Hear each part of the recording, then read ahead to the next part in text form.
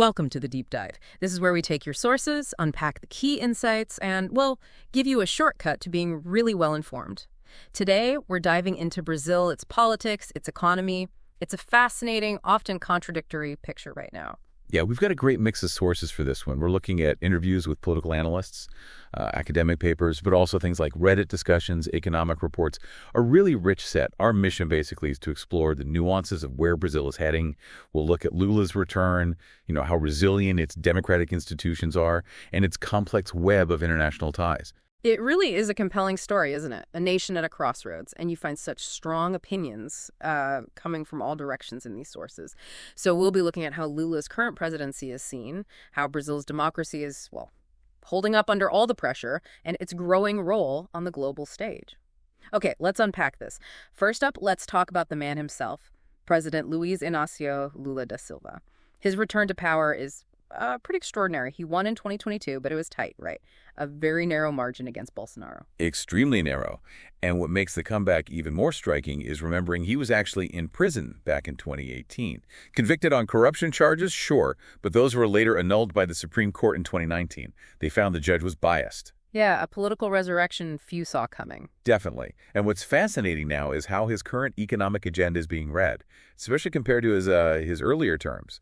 Despite his roots in more radical left-wing politics, back in his first presidency, 2003 to 2010, he actually pursued what many called a thoroughly orthodox fiscal policy. Right, trying to show that democratic capitalism, maybe with a human face, could work in a, quote, third world country, balancing things out. Exactly. Kind of balancing social aims with fiscal responsibility. So is he sticking to that now? Well, not everyone agrees. His letter to the Brazil of tomorrow seems to signal a shift. It talks about reigniting growth through fiscal expansion, boosting social transfers to poorer families, raising the minimum wage significantly. And there are proposals for big public and private investments in infrastructure, using state-owned companies more strategically. It sounds different, doesn't it? It does on the surface. Right. But, other analyses in our sources paint a really different picture. Some argue his regime is actually embracing, maybe paradoxically, an orthodox neoliberal project. Neoliberal? How so? They point to early deals with the IMF focusing on fiscal austerity, giving budget surpluses, even when social needs were high. They highlight how in earlier terms, his administration slashed budgets, even for vital programs like Fome Zero, the Zero Hunger program. Sources say it got just a fraction of the fund it needed for millions of malnourished people. So this view argues his policies, despite the rhetoric, actually led to falling employment, lower real wages, even negative per capita growth sometimes. Wow.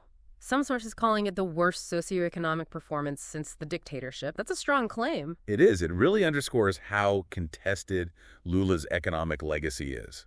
Are his policies truly helping the poor or just, propping up existing structures? It's a live debate in the analysis. And it's not just the economy under the microscope. His political style is getting attention, too. Our sources point out that Lula's campaign wasn't anti-politics like Bolsonaro's. He was all about traditional political maneuvering. Very much so. He built this incredibly broad coalition. I mean, he even brought his old rival, Geraldo Alckmin, on board as vice president. That's strategic. Definitely. And his cabinet reflects that. It has one of the highest coalescence rates this century. Okay, coalescence rate. What does that mean exactly? It basically means the proportion of cabinet jobs given to parties closely matches their strength in Congress. So bigger parties in Congress get more ministries. Okay. And that's key in Brazil because it tends to lower governance costs. It smooths things out in the legislature, gets more parties invested in the government succeeding. So it's a way to build stability after such a narrow win. Makes sense. Potentially, yeah. A strategic move to try and get his agenda through. But how much power does that coalition actually give him in Congress? Major changes like constitutional amendments, those PECs, need 358 votes, right? That's a huge hurdle. It is.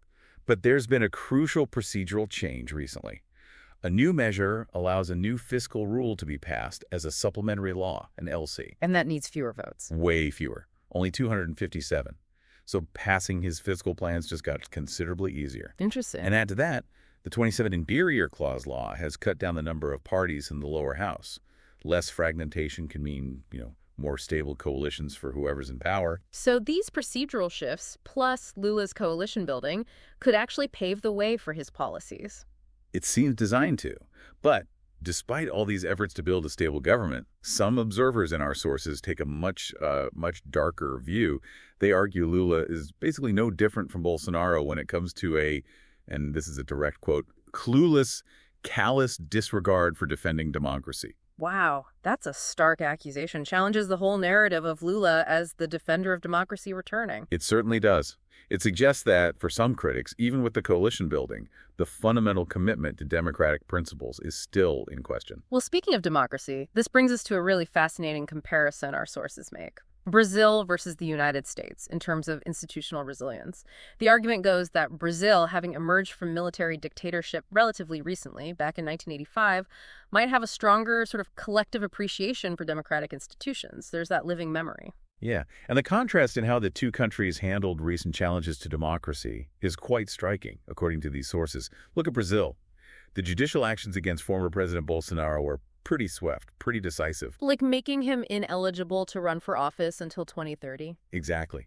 And that wasn't just about the coup attempt itself, but also his abuse of office, his attempts to undermine faith in the elections. And crucially, Brazilian prosecutors explicitly charged him with attempting a coup d'etat.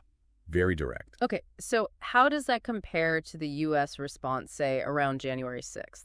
The sources argue the U.S. legal response was marked by more proceduralism, more delays. The charges against former President Trump were often described as more abstract. Abstract? Like what? Things like conspiring to obstruct an official proceeding or conspiring to defraud the United States. Less direct, perhaps, than attempting a coup. And there was that Redditor quote you mentioned. Right, putting it very bluntly.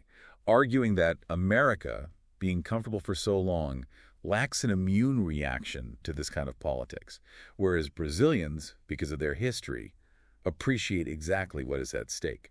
So the idea is that recent historical experience shapes the current response. That's the argument presented. Now, it's not to say the Brazilian system is perfect. One source calls it a dysfunctional system designed to preserve the power of a parasitic elite of oligarchs. You have powerful judges, powerful factions like the Centrão. Ah, the Centrão. Explain that quickly. Sure. It's basically a large block of generally center-right parties in Congress. They're known for being very pragmatic, often quite ideologically flexible. They tend to trade their support for cabinet positions, budget funds, patronage, regardless of who's president. So kingmakers, essentially. Often, yeah. They're a crucial, sometimes unpredictable force. But even with that dysfunction, the sources also note Brazilians' resilience, their resourcefulness, and that memory of dictatorship makes them less tolerant of outright government overthrow attempts. Interesting. And didn't one source mention Bolsonaro leaving the country? Yeah, heading to the U.S. just before the coup attempt. Apparently that really pissed people off back in Brazil. It suggests public opinion matters, and how leaders act in those moments is critical. Okay, let's zoom out now. The global picture. Brazil's the world's 10th largest economy, so it plays a big role. And our sources really flag the growing influence of China in Latin America. Absolutely. And China's influence comes through multiple channels, economic clout, but also direct political engagement. We're talking, according to sources, about them quietly buying up entire sectors, offering huge loans, massive investments in infrastructure, like huge seaports. And the suggestion is this isn't just about aid. Well, some sources argue the underlying intent isn't purely humanitarian. It's more strategic, an effort to, quote, control politics through economics, creating dependency, gaining leverage. And here's where it gets particularly interesting. Our sources point to a direct link involving the São Paulo Forum. Right. This is an organization founded back in 1990 by Fidel Castro and Lula himself.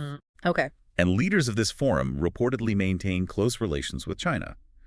Regular meetings happen between forum members and the Chinese Communist Party. And this forum has grown. Significantly. Started with about 48 left-wing groups, now includes around 200 as of 2019. Its stated aim is promoting communist, socialist, anti-imperialist policies across the region. So a potential ideological alignment there, reinforcing China's goals. That's what some sources imply, yes. It raises questions about the nature of these relationships. So what's the counter-narrative? Is there an alternative vision being presented in the sources? There is. One strong perspective comes from Alejandro Peña Esclusa. He's a Venezuelan political consultant, also a former political prisoner. He talks about the Trump administration ushering in a patriotic era, a real shift in U.S. policy emphasizing national interests sovereignty. Okay. And he suggests a future Trump administration, maybe with Marco Rubio as Secretary of State, could actually revive the old Monroe Doctrine principle, America for the Americans. The Monroe Doctrine. Yeah. Limiting outside influence in the Western Hemisphere. Exactly. But repurposed here, Peña-Esclusa suggests to push back against Chinese influence and what he calls Castro-communist dictatorships in Latin America, a much more assertive U.S. stance. He also draws a parallel, doesn't he, between Latin America and parts of Europe. He does. Central and Eastern Europe specifically. He argues that despite the differences, they share fundamental values, love for God, country, and family. And his reasoning for that shared ground. He argues countries like Hungary haven't been affected by what he calls cultural Marxism or wokist ideology, unlike, say, France or Germany. Now, those terms, cultural Marxism, wokist, are obviously critical labels used by some to describe progressive movements they see as undermining traditional values. Right, understood. And he has strong views on democratic transitions, too. Very strong. He argues that violators of human rights have no place in managing them. He cautions against letting former communists take part in democratic reforms. And in Latin America, he specifically implies this includes left-wing leaders he perceives as being linked to crime or drug trafficking. It's a very hardline stance on who gets a seat at the table during political change. Okay, so as we wrap up this deep dive on Brazil, it's just abundantly clear, isn't it? The country's path is shaped by this complex mix of historical memory, current economic choices, and these big global power dynamics. Absolutely. A really intricate tapestry. So what does this all mean for you listening? Well, maybe consider how a nation's direct experience with authoritarianism, that living memory we talked about, can really shape its immune reaction, its vigilance against new democratic threats. Mm-hmm. And also how economic decisions, whether they look orthodox on the surface or seem radically different, always have these ripple effects, right? Affecting stability at home and how a country relates to the rest of the world. Yeah, it leaves us with a provocative thought, I think. In this increasingly polarized world we live in, are leaders truly charting new paths? Or are they, as some of these sources suggest, maybe just continuing underlying agendas, perhaps very long-term ones, just under a different political flag, a different public face? That's a really interesting question to mull over. Definitely something we're thinking about as you watch global politics continue to unfold.